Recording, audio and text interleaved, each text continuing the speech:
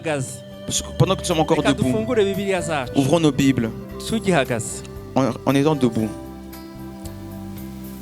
buri wese afate bibiliya Que yiwe chacun prenne sa Bible, buri wese arasoma mu rurimi chacun va lire dans sa langue, rwa bibiliya ye. la langue de sa Bible. Njyewe mfite bibiliya y'ikirundi hano Moi j'ai une Bible en Kirundi nanjye ici. ndasoma mu kirundi. Moi je veux lire en Kirundi. Amen. Amen. Twahabo zaburi ntabwo mwaheretswe. Zaburi ya 32 umurongo wa 8. Psaume 32 verset 8. Zaburi Psaume ya 32 chapitre 32 umurongo wa 8. verset 8. 1 2 3 1, 2, 3.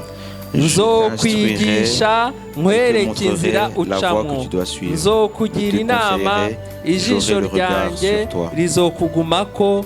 Amen. Amen. Haleluya. Amen. Dusubiremo. Lisons encore. nzokwigisha J'instruirai, nkwereke te inzira montrerai la voie que tu ucamo dois suivre. nzokugira Je inama conseillerai, ijisho j'aurai le regard ryanjye sur toi. rizokugumako. Amen. Merci Muri les iki musiciens. gitondo En ce matin, nifuje yuko tuganira ijambo ry'Imana. j'ai désiré qu'on puisse partager la parole de Dieu. Ijambo ry'Imana rivuga ngo Une parole qui dit kugisha inama Imana kugira ngo utabarwe. cherchez le conseil de Dieu pour être secouru. Haleluya. Amen. Kugisha Cherchez le conseil de Dieu. kugisha inama Cherchez le conseil Imana de Dieu kugira ngo utabarwe. pour être secouru. Murabizi ko turi mu mwaka wo gutabarwa n'Imana. Vous savez que nous sommes dans l'année pour être secouru de Dieu. Turimo Par Dieu. turangiza. Nous terminons cette année. Ariko nubwo umwaka warangira, Mais même si l'année se finit, Imana yo Dieu, lui, izakomeza kudutabara. il continuera à nous secourir. Haleluya. Amen. Imana izakomeza kugutabara. Dieu continuera à te secourir. Imana izakomeza intabare. Dieu continuera à me secourir. Haleluya. Amen. Kandi twagiye tubona gutabarwa kw'Imana. Et nous avons vu le secours de Dieu. Ejo bundi kwa kabiri narishimye kwa gatanu. Vendredi, Narashimye hari umwene data washimye Imana. il y a un frère qui a loué le Seigneur. Ukuntu Imana yatabaye umuntu wo mu muryango we. Comment Dieu a secouru quelqu'un de sa Muri famille cyagiye twakoraga amasengesho y'iminsi ibiri. pendant que nous faisions les prières Hallelujah. de 2 jours. Haleluya. Amen. Kandi hari na benshi bagiye batabarwa. Et il y a beaucoup qui ont été secourus Muri uyu mwaka durant cette année. twagiye turwara, nanjye ubwanjye nararwaye. Nous sommes tombés malades. Moi-même, Nabo je mu suis tombé muryango malade. wanjye. Moi et ma famille. Ariko Imana yaradutabaye. Mais Dieu nous a secourus. Haleluya. Amen. Hari mwene data nawe waguye. Il y a un frère qui est tombé. Mushiki wacu Une sœur, pardon, qui est tombée. waguye. Qui est tombée. Ariko Imana yaramutabaye. Mais Dieu l'a secouru. Haleluya. Amen. Yashoboraga gukubita umutwe no ku cyuma agahita amererwa nabi kurushaho. Elle aurait pu tomber sur une chose dure, en métallique, et avoir plus Ariko de Imana séquelles. yaramutabaye. Mais Dieu l'a secouru. Rero uyu munsi Mais aujourd'hui, turarebera hamwe iryo jambo. nous allons voir cette parole ensemble. Kugisha inama Imana. Demander conseil à Dieu. Inama ni nziza cyane. Un conseil, c'est vraiment quelque chose de merveilleux. Turarebera hamwe icyo inama ari cyo. On va voir ensemble ce qu'est un conseil. Kuki tugomba kugisha inama Imana. Pourquoi on doit demander ou chercher le conseil Turareba de Dieu. ibyiza byo kugisha inama Imana. Nous allons voir les bienfaits de demander conseil à Dieu. Turareba n'ikintu cyatubuza ko Imana itugira inama. Et on va voir ce qui peut empêcher que Dieu nous conseille. Turaza kurangiza tubona ko Imana ishobora kugira inama buri wese. Et on va finir en montrant que Dieu peut conseiller n'importe qui. Haleluya. Amen. Inama ni iki? Qu'est-ce qu'un conseil? Ni igihe ufite umushinga C'est lorsque tu as un projet cyangwa ufite ikindi kintu ushaka kugeraho. ou alors une chose que tu veux atteindre. Noneho umuntu akaza ukajya kumugisha inama ati se nabikora gute? Et alors tu vas vers quelqu'un et tu lui demandes conseil, tu lui dis comment vais-je faire cela? Ese ibi ngiye gukora Et ce que je vais faire là, wowe urabibona gute? toi tu vois ça comment? Mbikore gute? Comment dois-je le faire? Bigenze gute? Comment dois-je Nyuri fignoler ça? iyihe nzira? Par quel chemin dois-je Ahantu passer? ngiye kujya Là où je vais, mbigenze gute? comment dois-je faire? Uyu mugore ngiye gushaka Cette femme que je vais chercher, urabibona gute? comment vois-tu cela? Uyu mugabo ugiye uri kumbarasa ngo anshake Ce garçon cet homme qui me fait la cour, wowe urangiriye ihe nama? quel conseil me donnerais-tu par rapport à cela? hari igihe ugisha inama umuntu Parfois, tu demandes conseil à quelqu'un. yari umuntu mwiza Lorsque c'est une bonne personne, akugira inama nziza, elle te donne de bons conseils. iyo ari umuntu mubi Lorsque c'est une mauvaise personne, akugira inama mbi, elle te donne de mauvais conseils. kuko abantu niko tumeze. Parce que c'est comme ça que nous sommes, nous les hommes. ariko turebye mu les gens. ijambo ry'Imana Lorsque nous regardons la parole de Dieu, mu bami ba mbere en 1 roi, igice cya 12 chapitre 12, harimo umuntu umwami witwa Robowamu. il y a un roi qui s'appelait Roboam. Robowamu Roboam, yari umuhungu wa Salomo, c'était le fils de Salomon, umwami Salomo. du roi Salomon. Salomo yari umuhungu wa Dawidi. Salomon était le fils de David. Dawidi yari mwene Yesayi. David était de la descendance d'Isaïe. Rero ajya ku butegetsi, Et il a été sur le trône. agiye ku butegetsi Quand il était sur le trône, Abayisiraheli baraza, les Israélites se sont baza venus. bari kumwe n'undi muntu witwa Ils Yerobowamu sont venus avec une autre personne qui s'appelle wari Jéroboam, warahungiye mu Egiputa. qui avait fui en Égypte. Baraza Ils sont arrivés, bareba Robowamu, ils ont vu baramubwira ati Roboam rero nyagasani. et lui ont dit, Seigneur, François, tu peux mettre un roi déjà. Verset 4, le verset que je t'ai donné. Amen. Baraza. ils sont arrivés. Baramureba bareba uwo mwami. Ils ont regardé ce roi Baramubwira ati rero wa mwami we, et lui ont dit, toi, ô roi, papa wawe ton père yadukoresheje uburetwa nous a mis en esclavage, butubabaza, qui était dur. none utworohereze iyo mihakire ya so. Alors maintenant, allège le joug de ton père Yatubabazaga qui nous avait imposé. n'uburetwa bukomeye yadukoreshaga, Et une servitude dure qu'il nous avait imposée. natwe tuzagukorera. Et nous te servirons. Okay, umwami arabyumva, Et le roi a écouté cela. arabyumva, arabitekereza, Il a écouté et a réfléchi à cela. aravuga ati reka njye kugisha inama. Il a dit, je vais chercher conseil. Aragenda areba abasore, Il est parti voir des jeunes gens. ajya kubabaza, Il est parti leur demander conseil. arababaza ku murongo wa 7. Au verset 7. Baramusubiza bati, Et arababwira ati nyine abantu baraje bangisha inama, Donc- barambwira ngo mborohereze, none mwe murabibona gute? Donc il leur a expliqué la situation, que des gens sont venus le voir pour demander de Yabanje alléger leur kubaza servitude. abasaza, pardon. Et il a demandé d'abord donc aux anciens. Hanyuma Qu'est-ce qu'il abaza devait faire? abasaza, Et il a demandé aux anciens. Alors. abasaza baramubwira Et bati, les anciens lui ont dit, mwami roi, niwemera kwigira umugaragu w'abo bantu si tu acceptes d'être au service de ce peuple uyu munsi aujourd'hui ukajya ubakorera et que tu leur cèdes ukabasubiza amagambo meza, et que tu leur réponds par de nabo paroles bienveillantes, bazakubera abagaragu beza eux aussi iteka seront pour ryose. toi de bons serviteurs pour toujours. Okay, umwami aravuga ati ni sawa, Et le roi a dit, ok. ariko yari akiri umujeni, Mais c'était encore un jeune. aravuga ati kanjye kubaza Il a abajeni. dit, je vais demander conseil aussi aux Abasaza jeunes. ndi kumva ubwonko bwabo butagikora neza. Je trouve que ces anciens-là, ils réfléchissent plus très bien. Ndatekereza ko ariko Je yatekereje. me dis que c'est ça Ntabwo qu'il a ariko pensé. ijambo ry'Imana C'est pas ce que rivuga. la parole de Dieu nous dit. Ajya kubaza abasore, Il est parti demander aux jeunes gens. nuko ngo abasore babyirukanye nawe baramusubiza bati, Et les jeunes gens, en entendant cette situation, voici comment ils ont répondu. uzabwira abo bantu Tu parleras à ce peuple bakubwiye gutyo qui t'a tenu ce langage. ngo so yagukoresheje ngo yabakoresheje uburetwa, Ton père a rendu notre joug pesant. ubabwire ngo agahera kanjye Et tu dis, mon petit doigt, kazaruta ubunini ikiyunguyungu cya data. mon petit doigt est plus gros que les reins de mon père. Ngo ku murongo wa 11 Au verset 11. ngo ariko nubwo data yabakoresheje uburetwa, Maintenant, mon père vous a chargé d'un joug pesant, njyewe nzarushaho. et moi, je vous le rendrai plus pesant encore. Data yabakubitishaga igiboko, Mon père vous a châtié avec des ariko fouets, njyewe et moi, nzabakubitisha je sikoropiyo. vous châtierai avec des scorpions. Aravuga ati iyi niyo nama kabisa. Et lui, il a dit, waouh, ça c'est un bon conseil. Aragenda rero ayibwira Abayisiraheli. Et il est parti voir les Israélites et leur a dit cela. Abayisiraheli bumvishe iyo nama mbi y'abajene, Entendant ce mauvais conseil des jeunes, Isiraheli icikamo kabiri. le royaume a été divisé. Le royaume d'Israël a été Nuko divisé. Isiraheli yacitsemo C'est kabiri. comme ça que le royaume d'Israël a été divisé.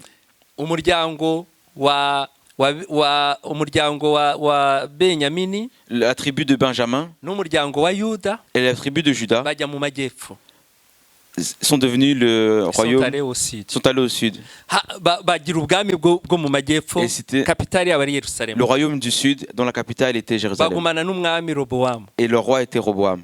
Hanyuma abandi bajya mu majyaruguru, bafata ubwami bwo mu Et majyaruguru, les autres sont partis au nord et ont formé un royaume au nord. bayobowe na Yerobowamu. Et ils ont été conduits, dirigés par Iyo Jéroboam. miryango 10 yose y'Abayisiraheli, Et ces 10 autres tribus d'Israël. mwibuke ko bose bavuka kwa Yakobo, Rappelez-vous que tous sont issus de Jacob. ariko kubera inama mbi, Mais à cause d'un mauvais conseil, inama mbi y'abajene, un mauvais conseil des jeunes, yatumye Isiraheli icikamo kabiri. ça a causé la division en Israël, la scission en Israël. ubwami bwo mu majyaruguru bugira kapitali ya Samariya. Et le royaume du Nord a pris comme capitale Samarie. Baza kugenda bajya mu bigirwamana, niho mujya mwumva ba Ahabu n'abandi. Et ils ont été dans l'idolâtrie de manière forte. C'est là que vous entendez les rois comme Akab. Tugomba kwirinda abantu batugira inama mbi. On doit se garder, se protéger de personnes qui nous donnent de mauvais conseils. Cyane cyane abajene. Surtout les jeunes. Mwirinde abantu babagira inama mbi. Gardez-vous des gens qui vous donnent de mauvais conseils. Kuko mukurana n'abajene batazi Imana. Parce que vous grandissez avec des jeunes qui ne connaissent pas Dieu. Murigana. Vous étudiez ensemble Bakabagira inama mbi. et ils vous donnent de mauvais conseils. Rero tugomba kwirinda abantu batugira inama mbi mw'izina rya Yesu. Alors nous devons nous garder des personnes qui nous donnent de mauvais conseils au nom de Inama Jésus. mbi yakurimbuza. Un mauvais conseil peut t'amener à la mort. Iyo Yeroboamu aza kumenya ubwenge, Si Roboam avait été intelligent, yari kukugisha inama Imana. il allait Amen. demander conseil à Dieu. Haleluya. Amen. Yari gutuma adashidikanya. Et il n'en est pas douté. Inama nziza rero ni iyihe? Quel est le bon conseil alors? Inama nziza, Le bon conseil, reka dusome muri Yesaya lisons en Ésaïe, igice cya 8 umurongo wa 19. chapitre 8, verset 9. Kandi niba babwira ngo nimushake abashitsi mubashikishe, mushake n'abapfumu banwigira bakongorera, mbese abantu ntibari bakwiriye gushaka Imana yabo bakaba ariyo babaza? Mbese iby'abazima byabazwa abapfuye? Esayi 8:19. 19. Si l'on vous dit, 19. consultez ceux qui évoquent les morts et ceux qui prédisent l'avenir, qui poussent des sifflements et des soupirs, répondez, un peuple ne consultera-t-il pas son Dieu? S'adressera-t-il aux morts en faveur des vivants? Ese wajya kubaza abapfumu? Est-ce que tu vas aller demander conseil aux sorciers Banwigira. Baranwigira. qui sifflent ou ils soupirent, Baranwigira. qui poussent des grognements? Ngo zireze agakubita inzuzi hasi. Izuzi. Aha, inzuzi. Je connais pas. Tiens, tu connais les Et ils crachent les pépins des petits ronds par terre. ouais. Bakaziterera hejuru. Et ils les jettent en l'air. Et ils font des bruits comme cela. Bakanwigira. Ijambo Et ils ry'Imana grognent. riteye ubwoba. Uzi ko n'abapfumu bo mu Rwanda banwigiraga kandi abangaba bari abo muri Israël. Et vous savez que les sorciers au Rwanda aussi ils grognent comme cela. Et cela c'était ceux d'Israël. Les devins, pardon. Baranwigiraga. Ils soupiraient, ils sifflaient, ils Nabo grognaient. muri Israël burya baranwigira. Et on voit qu'ici même ceux d'Israël ils grognaient. Kubera ko umwami wabo n'umwe. Parce que leur Dieu, leur Seigneur est le même. Ngo Leur maître mbese est le même. ngo abantu ntibari bakwiriye gushaka Imana yabo bakabaza bakaba ariyo babaza. Amen. Les gens ne devraient-ils pas consulter leur Dieu? Un peuple ne consultera-t-il pas son Dieu? Ese abantu ntibari bakwiye kubaza Imana? Un peuple ne devrait-il pas consulter son Aho Dieu kujya kubaza abapfumu au lieu de s'adresser aux morts n'abakonikoni et aux sorciers, n'abapfuye? aux morts? Imigani igice cya 8 umurongo wa 14. Proverbe 8, verset 14. Ninjye nyiri inama no kumenya gutunganya. Haleluya. Ninjye muhanga kandi mfite n'ububasha. Haleluya. Le conseil et le succès m'appartiennent. Je suis l'intelligence, la force est à moi. Le conseil m'appartient et le succès m'appartiennent. Amen. Amen. Je suis l'intelligence, la force est à moi. Iyo usomye mu migani Lorsque ukabona ahantu bari kuvuga ngo bwenge, Lorsque tu lis dans les proverbes que tu vois qu'on parle de la sagesse, ujye umenya ko ari Yesu bavuga. sache qu'on parle de Jésus. Haleluya. Amen. Mu Bakorinto ba mbere En 1 Corinthiens, igice cya mbere umurongo agomba kuba ari uwa 14 cyangwa 26 sinibuka, baravuga ngo Yesu ngo ni umurongo wa 24 ngo Yesu niwe bwenge bw'Imana. on dit que Jésus est la sagesse de Dieu. Haleluya. Amen. Hano rero ubwenge buravuga ngo Et ici la sagesse dit, ngo ninjye nyiri inama. le conseil et le succès, c'est moi le conseil. Haleluya. Yesu niwe ufite inama C'est nziza. Jésus qui a les bons conseils. Inama nziza bene data. Les bons conseils, Ni frères et sœurs, inama ivuye ku Mana. sont ceux qui viennent de Dieu. Kuki tugomba kugisha inama Imana? Pourquoi devons-nous demander conseil à Dieu? Kubera ko Imana ishaka ko kuba umutegetsi w'ubuzima bwacu. Parce que Dieu veut gouverner nos vies, être le Muri chef de nos Zaburi vies. 100 En psaume 100, haravuga ngo niwe waturemye, il est écrit que c'est lui qui nous a créés. ngo natwe turi ubwoko Et bwe, nous sommes son ngo peuple. turi intama zo mu cyanya cye. Nous sommes les brebis de son pâturage. Turi intama. Nous sommes ses brebis. Hari igihe umuntu abwira undi ngo ariko uri intama kabisa. Parfois, on peut dire à quelqu'un pour l'insulter, tu es un mouton. Oui, turi intama. Oui, nous sommes ces moutons. Ces Intama brebis. ntiza aho ijya, Les moutons ne savent pas où ils vont. irabyuka mu gitondo, Il se lève le matin ntiza aho ijya. et il ne sait pas où il va aller. Umwungeri Et le berger, niwe uyibwira, c'est lui qui lui dit, agafungura urugi, qui ouvre la porte akabwira intama, et qui dit au mouton, cyangwa akajya imbere, ou alors qui se met devant lui. zikamukurikira. Et les moutons le suivent. Nawe akishima akavuga ati intama ziranyumvira. Et le berger aussi se réjouit, il dit, ah, les moutons m'écoutent. Ntabwo ari nka bya bindi by'iwacu ufata intama ukazikubita ukazishorera, ubundi intama uzijya imbere zikagukurikira. C'est pas comme chez nous, on prend le bâton et on frappe le mouton pour qu'il puisse avancer. On est derrière les On moutons. est derrière le mouton, on les frappe pour Ubundi les intama guider. zifite akenge ko gukurikira umushumba. En vérité, les moutons ont cette sagesse de suivre le berger. Imana rero Alors Dieu, ni umushumba wacu, c'est notre berger. twe turi intama. Nous sommes ces brebis, ces Amen. moutons. Amen. Ariko abantu benshi ntibakunda gushaka kuba intama, bashaka kuba ihene. Mais les gens ne veulent pas être les brebis de Dieu, mais plutôt des chèvres. Agahene La chèvre, atawugire gute tu, tu peux faire tout ce que tu veux. ihene ntizapfa kugukurikira. La chèvre, elle va pas te suivre facilement. ihene igira amahane. La chèvre est difficile.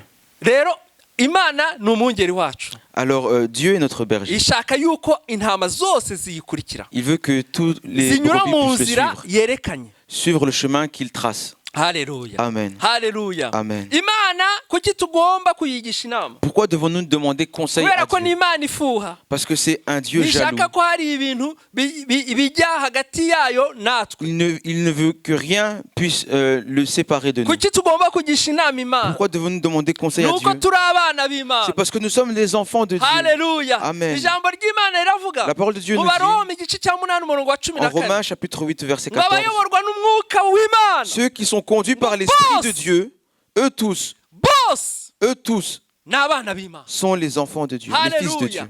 Abagirwa inama n'Imana Ceux qui sont conseillés par Dieu, ni abana b'Imana. ce sont les fils de Niba Dieu. ushaka kuba umwana Si w'Imana, tu veux être un enfant de Dieu, emera kuyoborwa n'umwuka w'Imana. accepte d'être conduit par l'Esprit de Dieu. Haleluya. Amen. Kuki tugomba kugisha inama Uwiteka? Pourquoi devons-nous demander conseil à Dieu?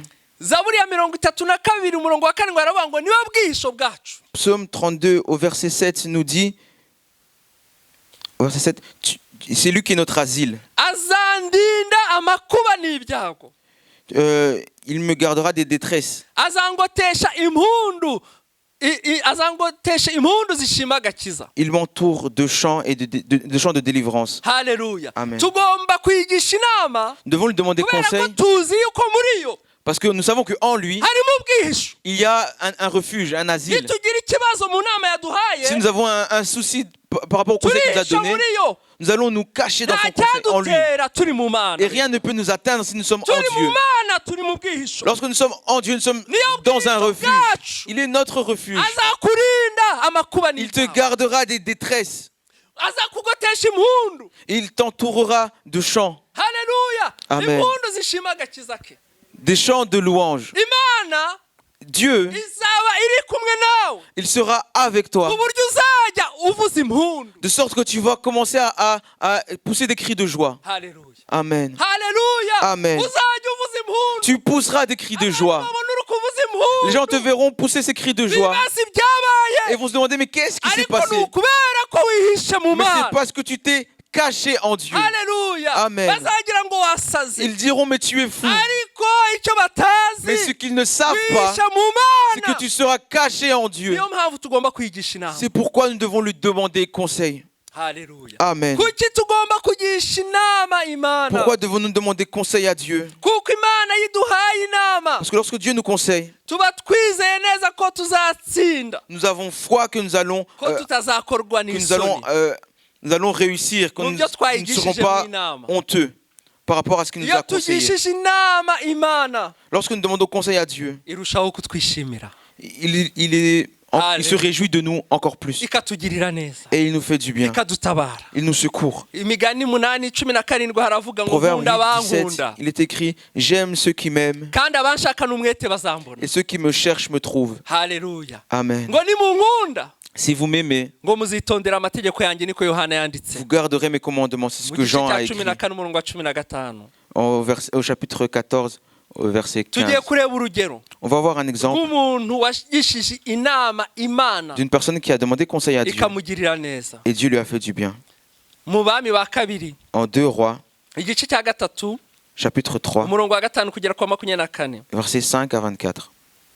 Ahabu amaze gupfa, Lorsqu'Akab umurongo wa venait de 5, mourir, Ahabu amaze verset 5. gupfa, umwami w'Imowabu ngo agomera umwami w'Abayisiraheli. à la mort d'Akab, le roi de Moab se révolta contre le roi d'Israël. Abamowabu Les Moabites, ni abantu bakomoka kwa Loti, narabibabwiye. ce sont les descendants de Lot, je vous l'ai déjà Ni dit. umukobwa wa Loti, muzi ko bakoze amahano babyara Abamowabu. Vous savez que les filles de Lot ont commis l'inceste et donc il a eu pour descendance les Moabites. Umwami wabo rero yatangaga umusoro muri Isiraheli. Et le roi de Moab donnait l'impôt à Israël. Hanyuma Ahabu amaze gupfa, Et à la mort d'Akab, ibintu birahinduka. les choses ont changé. Nuko ngo bukeye Yehoramu ava i Samariya aragenda ahuruza Abayisiraheli bose. Le roi Joram sortit alors de Samarie et passa en vue tout Israël. Hanyuma atuma kuri Yoshafati, Et il fit dire à Josaphat, umwami w'Abayuda. roi de Juda. Bayuda twabonye baba mu majyepfo. Vous rappelez, on a dit ceux de Juda qui viennent du sud. Umwami w'Imowabu arati umwami w'Imowabu arangomeye. Le roi de Moab s'est révolté contre moi. Mbese waza ukantabara? Veux-tu venir avec moi attaquer Moab? Undi ati ye. Josaphat Undi ati ye. répondit oui. Tuzatabarana. Nk'uwitabara ingabo zanjye ari ingabo zawe n'amafarashi yawe azaba ari nk'ayawe. J'irai moi comme toi, mon peuple comme ton peuple, mes chevaux comme tes chevaux. Murumva ko ikibazo kiravutse. Vous voyez, il y a un souci qui est né.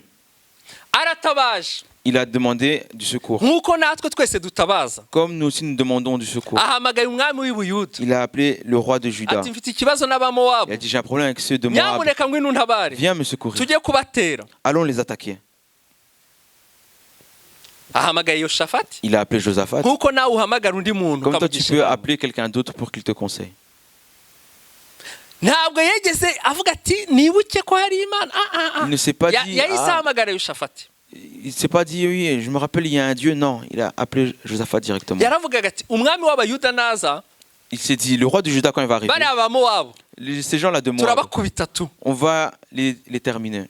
No Yoshafati aramubaza ku murongo wa 8 Et Josaphat lui a dit au verset 8, ati turazamukira mu yihe nzira?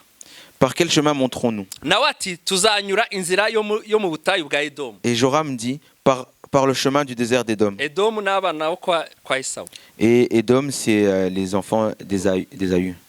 Nuko umwami w'Abayisiraheli atabarana n'umwami w'Abayuda n'umwami wa Edomu. Et le roi d'Israël, le roi de Juda et le roi d'Édom partirent. Urumva amubajije inzira bazanyura. Vous voyez, donc il lui a demandé le chemin. Undi amubwira inzira atekereza. L'autre lui a dit le chemin dont il pensait. Ariko mwibuke rya jambo sekuru yavuze Davidi tuma twasomye. Rappelez-vous de la parole que l'ancêtre David a dit. Ngo nzakwigisha nkwereke inzira unyura. Je t'instruirai les voies que tu dois suivre. Ariko uyu mwami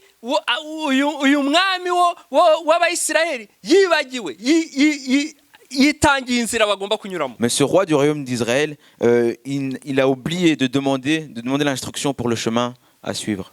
Ariyongeje ashizeho umwami wa gatatu. Et maintenant il ajoute un troisième roi, Wa Edomu. le roi d'Édom. Aravuga ati ubwo turi abami batatu. Il s'est Ibihugu dit, bitatu. comme nous sommes 3 royaumes, Ku gihugu kimwe pour un seul royaume, turabakubita tu. on va vraiment les terminer. Bamara iminsi 7. Et ils ont marché pendant 7 jours. Banyura mu nzira yo mu butayu. Ils sont passés par le désert. Hanyuma ngo bamara iminsi 7 babura amazi. Et pendant ces 7 jours, il leur a manqué de l'eau. Amatungo yabo ntiyagira icyanywa. Les bêtes qui les suivaient n'avaient rien à boire. Umwami w'Abayisiraheli aravuga ati iri ni ishyano. Et le roi d'Israël a dit, c'est une punition. 10. Uwiteka yahuruje aba bami uko ari batatu kubahana mu maboko y'Abamowabu. Il a dit, hélas, l'Éternel a appelé ces 3 rois pour les livrer entre les mains de Moab. Bagiye bonyine. Ils sont partis eux-mêmes, Bageze mu nzira arrivés en chemin, bibabera ikibazo. c'est devenu un souci pour eux. None se watera umuntu utanyoye. Et comment vas-tu attaquer quelqu'un si tu n'as pas pris de quoi boire? Abazi kwiyiriza barabizi umunsi wa gatatu wonyine ubutangiye kuba imboga. Ceux qui jeûnent le savent, le 3e jour, tu es comme un légume. shyiraho uwa kane, Imagine le quatrième, uwa gatanu, le cinquième, uwa gatandatu, le sixième, uwa karindwi, le septième. uhetse imbunda, Tu as ton arme sur toi. ugomba kujya gutera. Tu dois aller attaquer. Umwami w'Abayisiraheli, Le roi d'Israël. haleluya, Amen. umwami w'Abayisiraheli Le roi d'Israël. aravuga ati ni ishyano, Il a dit, hélas. ariko niwe wari wakoze ibyo byose. Mais c'est lui qui avait causé tout cela. Ni ishyano, C'est une... kwiyobora ni ishyano. Se conduire soi-même, c'est une honte.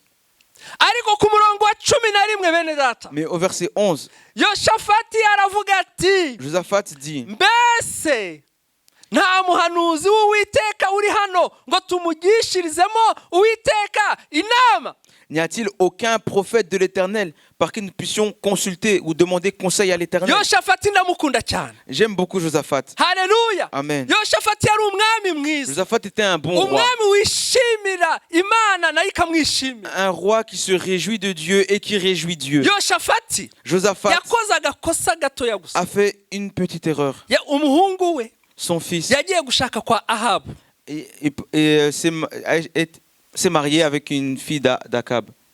Niryo kosa Imana icyo gihe yahise imubwira ati ibintu ujya ukora ukajya kwifatanya na bariya bantu. Attention. Et c'est là Dieu lui a dit, tu acceptes d'aller te tunir avec ce genre de personnes. Ariko Yoshafati Mais Josaphat, yari umwami Imana yishimira. c'était un roi qui réjouissait Dieu. Ndamukunda cyane. Je l'aime beaucoup. Aravuga ati se Et il a dit, wa mwami we wa mwene Ahabu, toi, roi, Joram, fils d'Akab, Joram, ubu se nta muntu nta muhanuzi nta en vérité, turi kugenda comme ça, il n'y a aucun prophète, on marche comme ça au nta hasard. nama y'Imana dufite, On n'a aucun conseil de Dieu. turaza gupfira hano, On va mourir ici. nta nama, Il n'y a aucun ibyo conseil. turi gukora nta nama y'Imana irimo.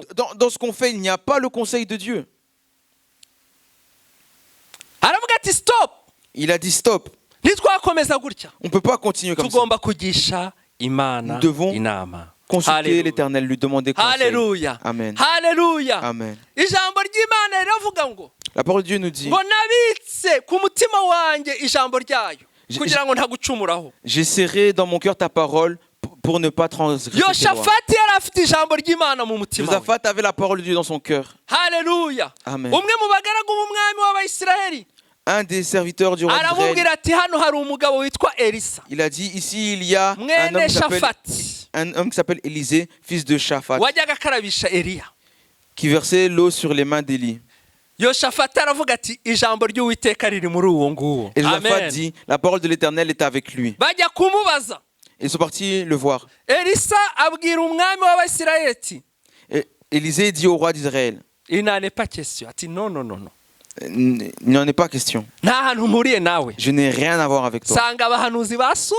Va voir les prophètes de ton père. Mwibuke ko yari umuhungu wa Akabu. Rappelez-vous que c'était le fils de Akab. Sanga abahanuzi ba Akabu Va voir les prophètes de Akab na Jezabel et n'abanyoko. Jézabel et tous les leurs. Oui, c'est écrit, verset 13. Verset 13. Sanga abahanuzi ba so n'abahanuzi ba nyoko. Va vers le prophète de ton père et vers le prophète de ta mère. Umwami w'Abayisiraheli amusubiza ati oya. Et le roi d'Israël lui dit, kuko Uwiteka yahuruje aba bami batatu kubahana mu maboko y'Abamowabu. il dit, non, car l'Éternel a appelé ces 3 rois pour les livrer entre les mains de Moab. Kandi arabeshyera Imana se ntiyababwiye, ntabwo bayigishije inama. Et maintenant, il dit des choses que Dieu n'a pas dit. Il dit que Dieu a dit alors qu'il n'a pas dit.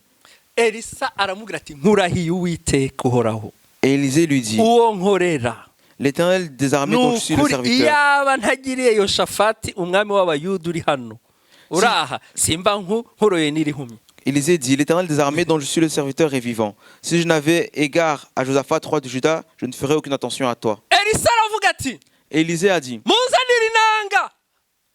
amenez-moi Inanga. Oui, ekitaruye neza. Amenez-moi un joueur de harpe. Amen. Nimunzanire inanga. Amenez-moi un joueur de harpe. Umuhanuzi ati nimumpe inanga. Le prophète a dit, amenez-moi un joueur de harpe. Fashe inanga yanjye ndirimbe ngutuye ineza yo wangiriye, mutima wanjye wuzuye ishimwe kubw'ibyiza wankoreye. Je prends ma harpe. fashe inanga yanjye ndirimbe, Je prends ma harpe pour chanter, ngutuye ineza yo wangiriye, pour les bienfaits que tu as mutima accomplis pour moi. wanjye wuzuye ishimwe, Mon cœur est rempli de joie kubw'ibyiza pour wankoreye. tous tes bienfaits. Haleluya!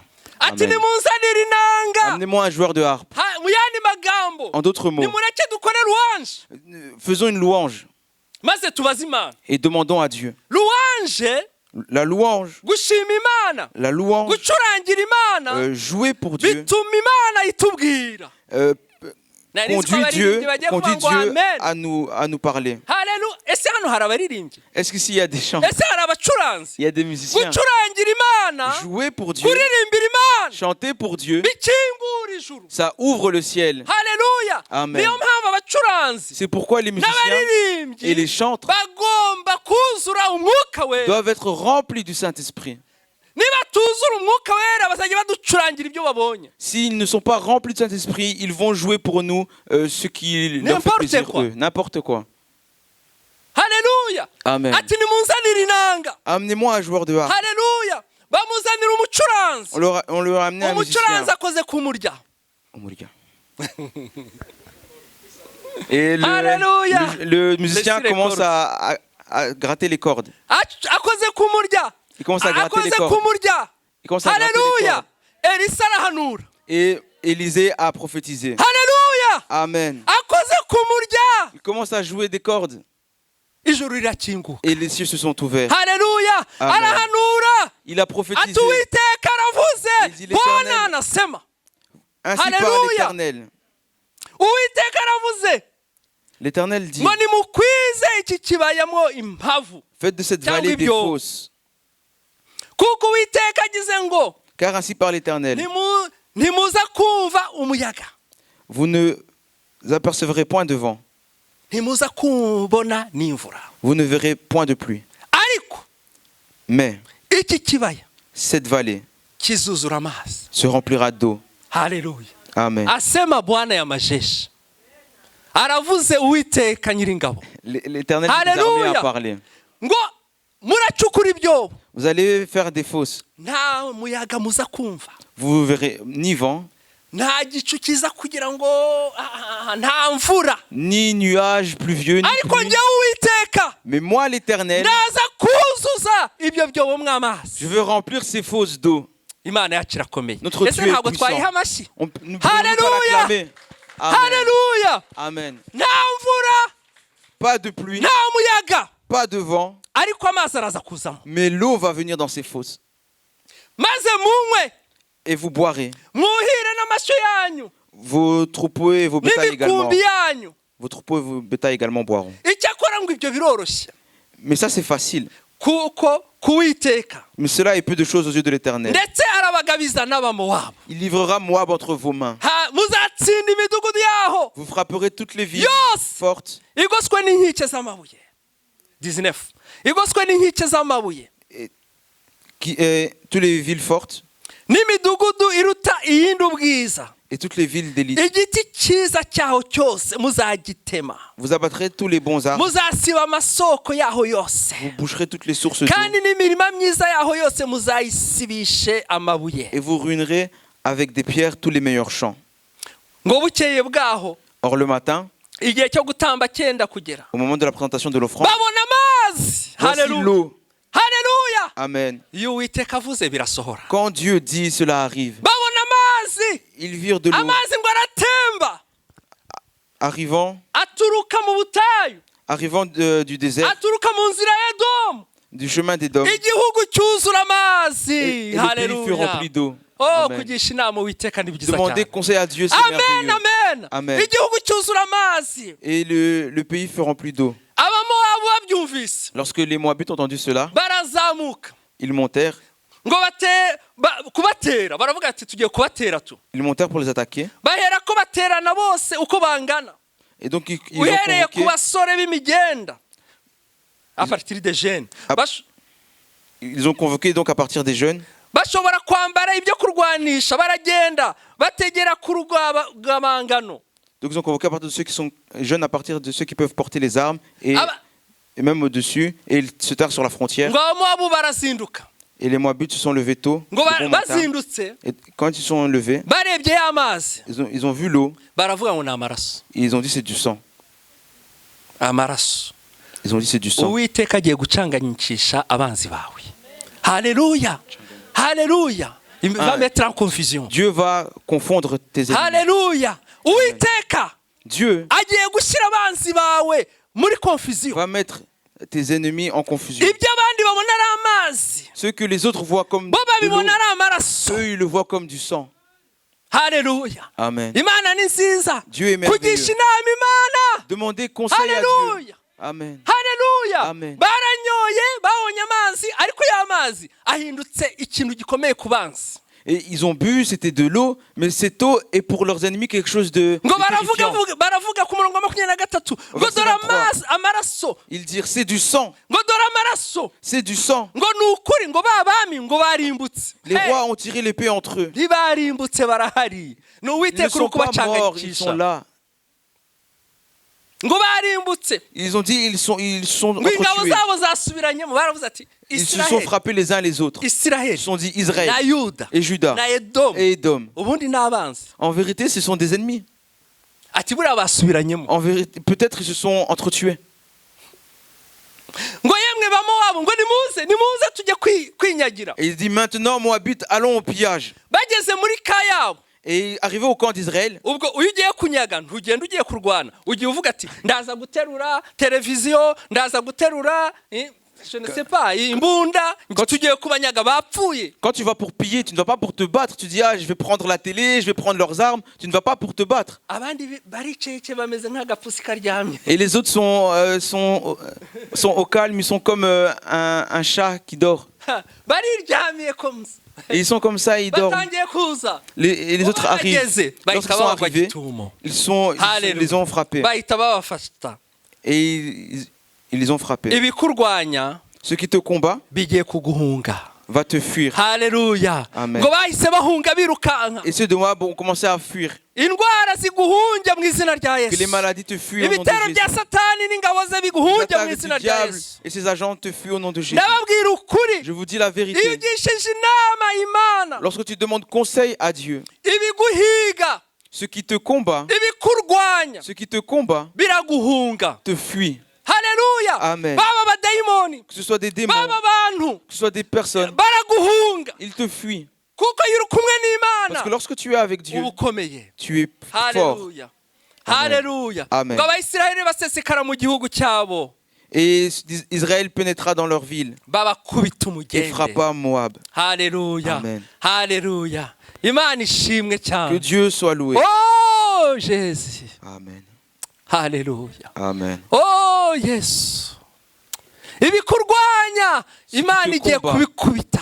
Dieu va frapper cela. Haleluya. igiye kubigukubitira. Dieu va frapper cela à ta kubera place. ko nuyigisha inama Parce que si tu izishima. lui demandes conseil, il va se réjouir de ni toi. iki rero cyatuma Imana itatugira inama? Alors ndimo qu'est-ce qui ndagera peut ku muherezo. empêcher Dieu de nous donner conseil? Je tends vers la fin. imigani 28:9. Proverbe 28, verset 9. ikintu gishobora gutuma ugisha inama Imana ntiguhe inama. Ce qui peut mener à ce que tu demandes à Dieu conseil et qu'il ne te réponde pas. ngo uwiziba amatwi ngo atumve amategeko gusenga kwe nako ni ikizira.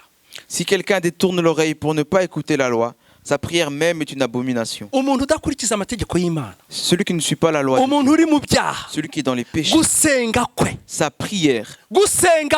prière ni ikizira imbere y'Imana. est une abomination devant niba Dieu. ari ikizira imbere y'Imana, Si c'est une ni abomination devant Dieu, ukuvuga ngo ntishobora kugusubiza. c'est-à-dire qu'il ne peut pas te répondre.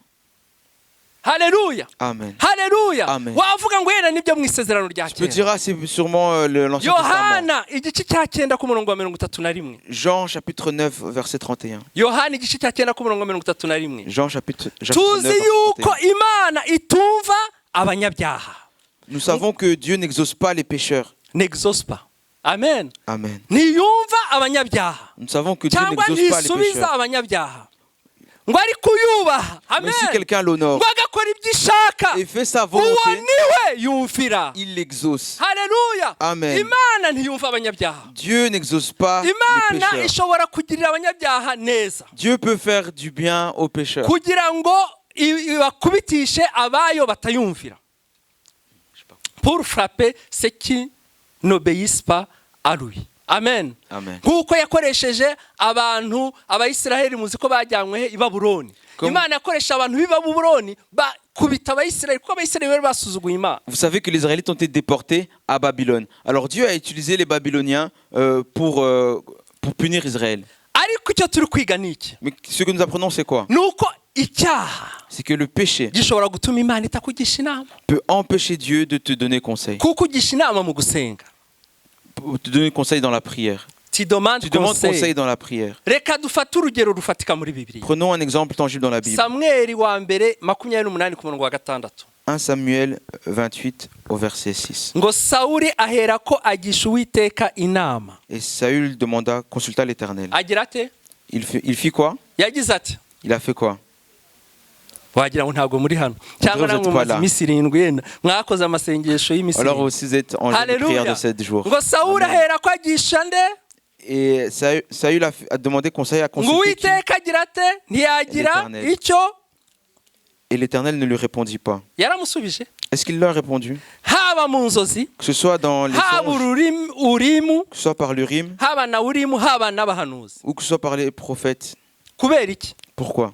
Ibyo ni inkuru nkuze kwigishaho murayizi. Sawuli yasuzuguye Samweli aramubwira ati Sawuli guma aha hantu nyamuneka guma aha. C'est un enseignement. Untegereze. Sawuli atanga igitambo. C'est un enseignement que j'aime donner. Samuel a dit à Saül, attends-moi avant de donner l'offrande. Hanyuma ubundi Imana yamubwira ati genda. Saül également va vouer par interdit les Amalécites. Arokora bamwe. Et il a laissé certains survivre. Et aussi leur bétail. Voici les 2 péchés que Saül a fait. Saül était prophète. Avant, il prophétisait. Dieu lui parlait. Il a été auprès de Samuel. Il avait perdu les troupeaux de son père. Et quand il a demandé à Dieu, Dieu lui a montré où elles étaient. Dieu lui a donné conseil. Après être devenu roi, il s'est enorgueilli. Il a péché. En allant demander le conseil à Dieu, Dieu est resté la bouche cousue. Dieu s'est tué à cause du péché. Que Dieu nous pardonne. Que Dieu nous pardonne. Alors frères et sœurs, la parole nous a dit, je t'instruirai, je te montrerai la voie à suivre, je te conseillerai, j'aurai le regard sur toi. Alléluia. Amen. Alléluia. Amen. Frères et sœurs, nous devons demander à Dieu pardon à cause de nos péchés, pour nos péchés. Peut-être il y a un péché dans ta vie qui fait que Dieu ne te conseille pas. Tu as un souci, tu lui demandes conseil, il reste bouche cousue. Le péché peut pousser Dieu à ne pas te conseiller. Si tu sens en toi quelque chose qui n'est pas mis en ordre devant Dieu, tu peux te mettre debout, on va prier pour toi. Et tu dis, Seigneur, tu me connais, je ne peux pas te mentir. Je ne suis pas propre devant toi. Lève-toi pour ne pas être comme Saül, demandant conseil à Dieu et que Dieu ne te réponde pas. N'aie pas honte. Lève-toi. On ne te demande pas de révéler ton péché. Mais dis simplement, Seigneur, moi je ne suis pas propre devant toi. Mais je veux que tu me conseilles. Alors pardonne-moi. Mets-toi debout.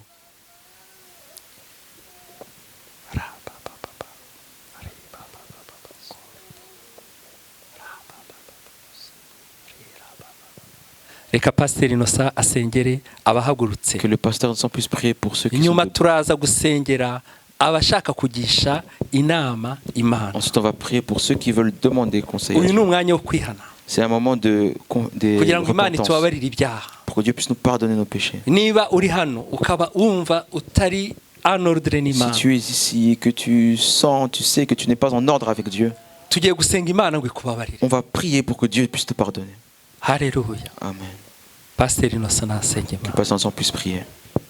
data wa twese uri mu ijuru, Notre Père qui est aux cieux, mana yacu, notre Dieu, turagushima kuri iri jambo ryawe. te louons pour ta parole, Turagushima mwami, iri jambo rikoze ku mitima y'abana bawe, te louons pour ta parole qui touche le cœur de tes enfants. kuko nisho ryaziye mwami kugira ngo ritwereke aho duhagaze nabi. C'est une parole qui est venue pour nous montrer là où nous sommes. Là où nous Ndakwingize en sommes. mwami, wahagurutse wese umurabe n'ijisho ryawe Je ry'imbabazi. te montre chaque personne qui s'est mis debout, que tu puisses regarder avec ton œil plein de compassion. Ikiganza cyawe kimukoreko mwami, Que ta main puisse le toucher kugira ngo ababarirwe ibyaha byiwe, pour que ses péchés soient pardonnés. ababarirwe intege nke ziwe, Que ses faiblesses soient kuko pardonnées. wowe urabizi, Parce que tu sais, kuko uratuzi kurusha uko tu twiyizi. nous connais mieux que nous nous connaissons. Ndasabye mwami ngo umwuka wera abane nabo, Nous demandons que ton Saint-Esprit puisse demeurer avec eux, kugira ngo abakomeze mwami, pour qu'il puisse les fortifier, abakomeze bave mu byo barimwo, qu'il puisse les fortifier, qu'ils quittent les choses dans aho lesquelles hose bagiye kure yawe mwami, là où ils sont écartés de toi, kugira ngo mwami batange urundi rugendo rushasha. pour que Seigneur puisse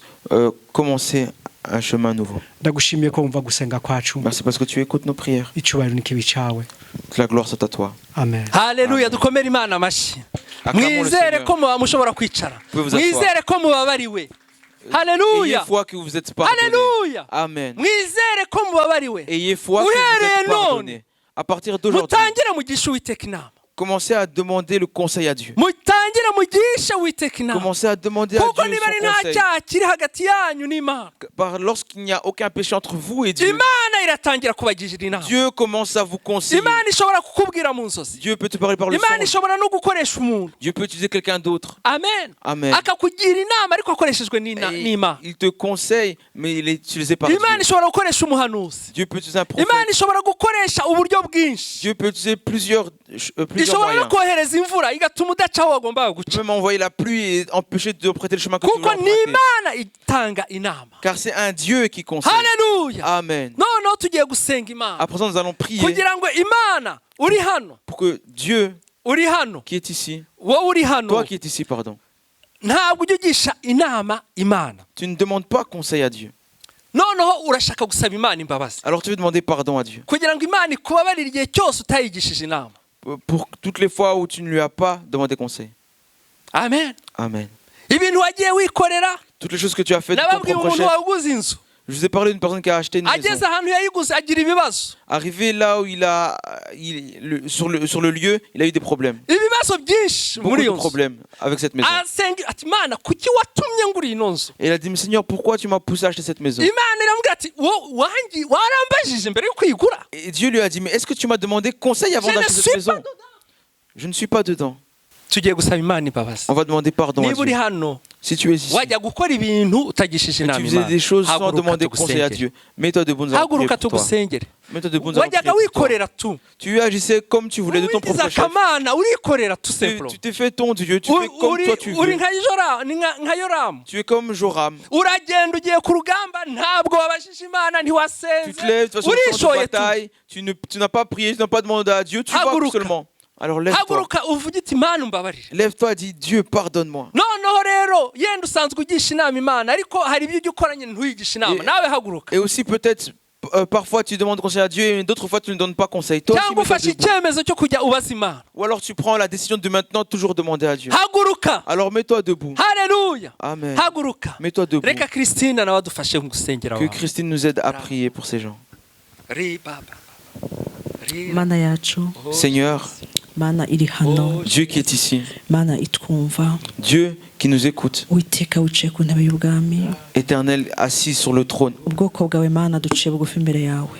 ton peuple, nous sommes devant toi. Mana nibyo hari igihe tukubaza, Seigneur, c'est vrai, parfois nous te demandons conseil, ariko akenshi ugasanga turihuse nanone mais souvent on se précipite tugashyiramo ubwenge bwacu, et nous mettons notre intelligence. ugasanga mana ibintu biradupfanye, Et maintenant les choses ne vont pas bikatunanira, et on n'y arrive pas. ingaruka zikaba nyinshi.